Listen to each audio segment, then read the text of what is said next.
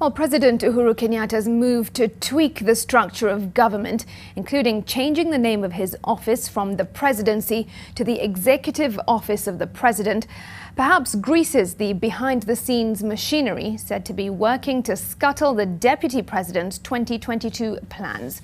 Constitutional experts argue that while the executive order by the president is not constitutionally wrong, it can be interpreted as a political move to nip the deputy president's ambitions in the bud, as NTV's Zainab Ismail reports. The President's Executive Order No. 1 of 2020, made public on Wednesday evening, captured several changes made to the structure and organization of government. But the highlight of the document that has now caused a stir is a change in name of the President's office from the presidency to the executive office of the President, placing the Deputy President under the President's office.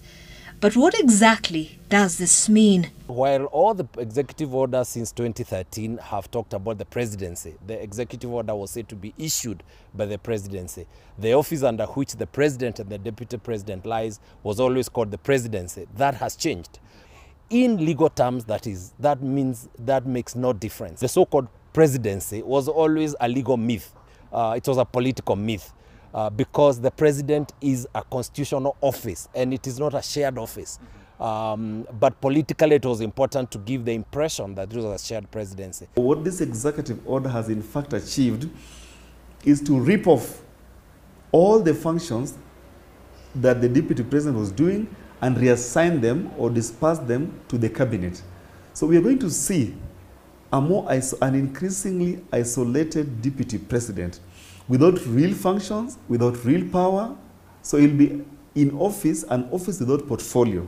The order in itself might be interpreted as just a subtle regularization of government departments.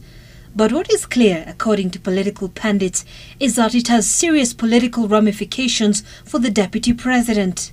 I think this executive order restates the constitutional position that the presidency is not a constitutional office. The reality is that in the last couple of weeks, we have seen that statement made very, very clearly as to whether we have a presidency, a shared executive, or we have the president with a deputy. And I think that the executive order, from a political perspective, changes that. The president, by this order, also appeared to take away some of the glamour that comes with the presidential system, perhaps in preparation for the constitutional reforms proposed under the BBI. But it has also been argued that this is just part of the president's onslaught against the deputy president, this order being the latest punch in the face of DP Ruto in the unfolding succession battle.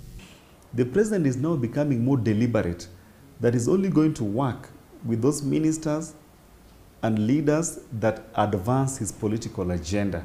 The DP has indeed been walking a tight political rope, and the purge in the ruling Jubilee Party has seen President Uhuru Kenyatta move to reassert control of the party by kicking the deputy's allies to the curb for undermining his authority and agenda.